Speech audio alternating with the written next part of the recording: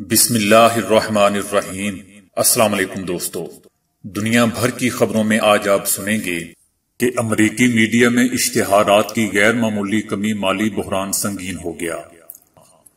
Venezuela میں حکومت کا تختہ الٹنے اور صدر نیکولس کو پکڑنے کی کوشش ناکام بنا دی گئی۔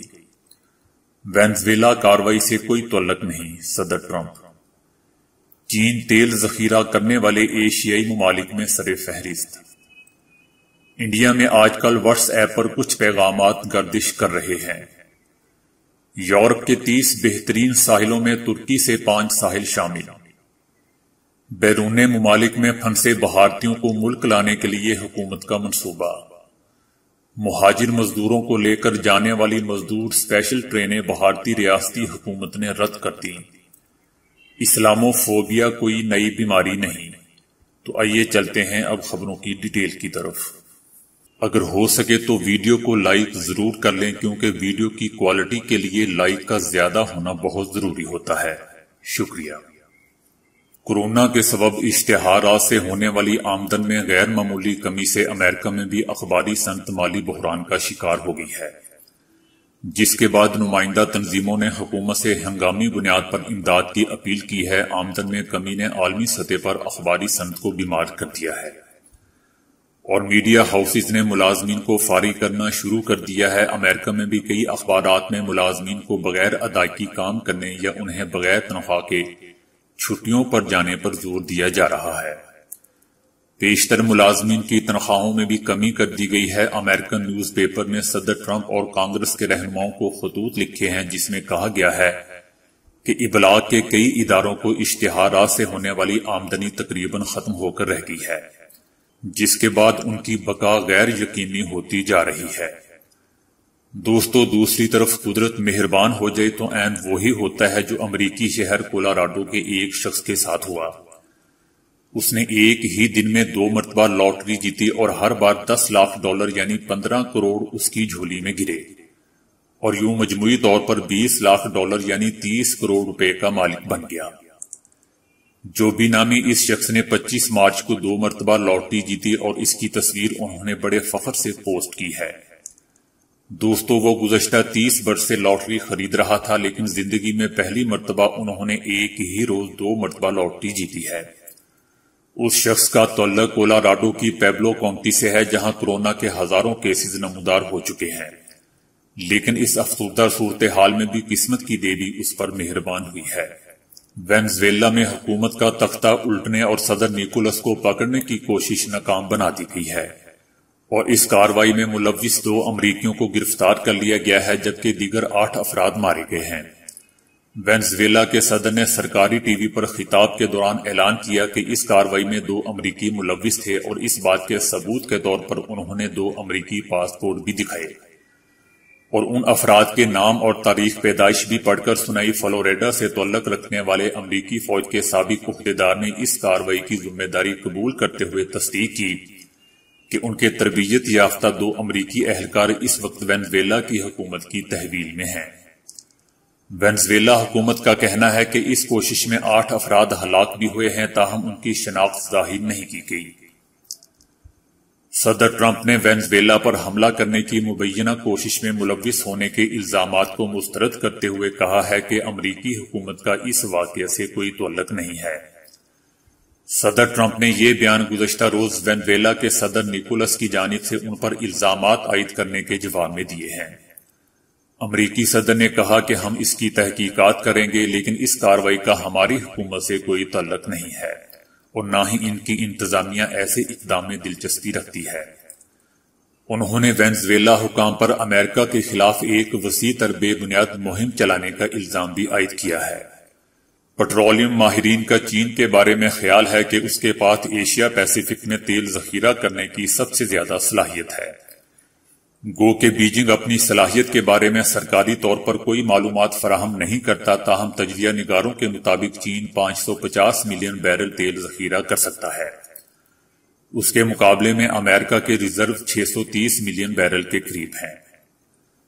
انڈیا میں آج کل واٹس ایپ پر کچھ پیغامات گردش کر رہے ہیں، جس میں مسلمانوں سے اپیل کی جا رہی ہے کہ وہ عید کے لیے نئے کپڑے نہ بنوائیں۔ اس بار سادگی سے عید منائیں اور زیادہ سے زیادہ نادار افراد کی مدد کریں۔ واٹس ایپ پر ہندی زبان میں گشت کرنے والے ایک ایسے ہی پیغام میں کہا گیا ہے کہ جو لوگ آپ سے 20 روپے کی سبزی خریدنا نہیں چاہتے تو کیا آپ اس ہندو سے 2000 روپے کے کپڑے خریدیں گے؟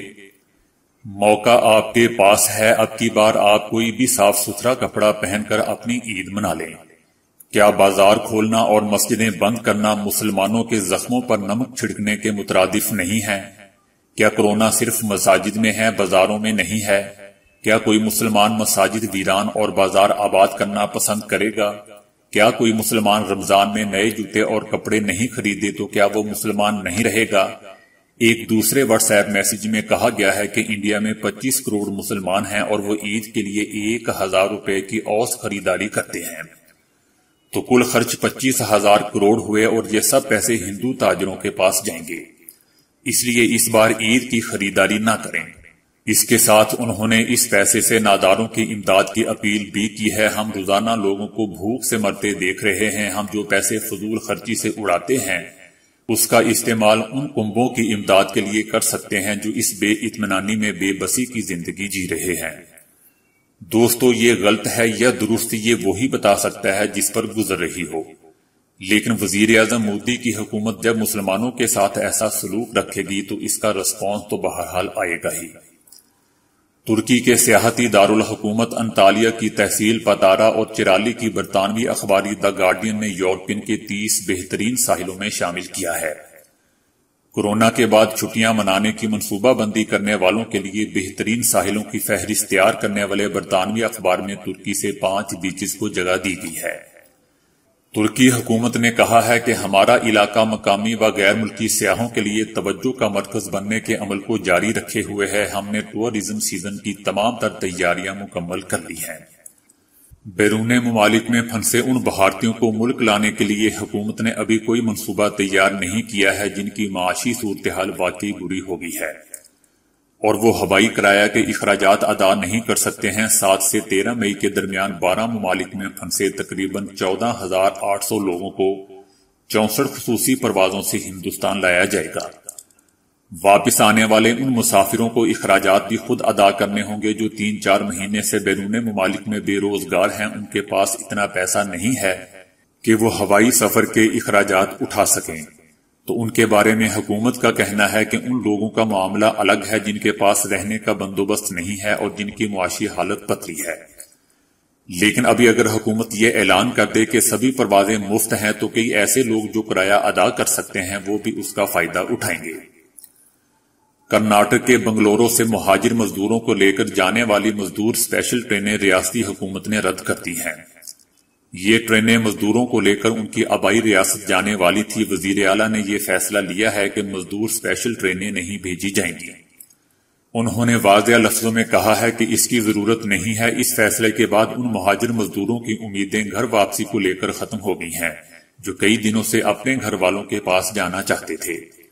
مہاجر مزدوروں کی گھر واپسی سے گھبرائی کرناٹک حکومت نے ٹرینیں رد کرنے کا فیصلہ اس لیے کیا تاکہ کاروباری سرگرمیاں شروع ہونے کے بعد مزدوروں کی کمی کا سامنا نہ کرنا پڑے۔ بلڈروں کے ساتھ وزیر اعلیٰ کی میٹنگ میں مہاجر مزدوروں کی کمی سے ہونے والے نقصانات کا تذکرہ ہوا تھا اور غالباً اسی کو دیکھتے ہوئے گزشتہ کئی ہفتوں سے گھر واپسی کا انتظار کر رہے الگ الگ ریاستوں کے مزدوروں کی امیدوں پر پانی پھر گیا ہے۔ دوستو، اس سے قبل کرناٹک حکومت نے مہاجر مزدوروں کے لیے ریل کرایہ فکس کر دیا تھا۔ 30 روپے سپر فاسٹ اور 20 روپے اضافی چارج ان سے وصول کیے جانے کا فیصلہ لیا گیا تھا۔ سبھی مزدوروں سے بس اور ٹرین کا کرایہ ایڈوانس میں پہلے ہی لے لیا گیا تھا۔ اسلاموفوبیا کوئی نئی بیماری نہیں ہے اور کورونا وبا کے دوران بھی کچھ ہندو توا ذہنیت رکھنے والے افراد بھارت کے ساتھ ساتھ دیگر ممالک میں بھی مسلمانوں کے خلاف خوب زہر اگل رہے ہیں۔